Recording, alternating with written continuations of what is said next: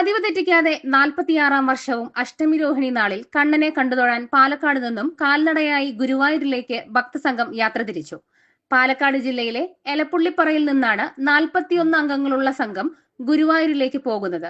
8 പുരുഷന്മാരും 25 സ്ത്രീകളും 6 കുട്ടികളും അടങ്ങുന്ന ഭക്തസംഘത്തിൽ 11 വയസ്സുള്ള സിദ്ധാർത്ഥ, പ്രയാൺ മുതൽ 63 വയസ്സുള്ള ചിന്നക്കുട്ടിയമ്മ വരെയുള്ളവർ ഉണ്ട്. ശനിയാഴ്ച വൈകിട്ട് 6:30യോടെയാണ് സംഘം കുന്നംകുളത്ത് എത്തിയത്. 46 വർഷം മുൻപ് പരേതനായ രാജപ്പൻ സ്വാമിയും വേലപ്പൻ സ്വാമിയും തുടക്കം കുറിച്ച ഭക്തിയാത്ര ഇന്നും മുടങ്ങാതെ സംഘം തുടർന്നു വരുന്നു.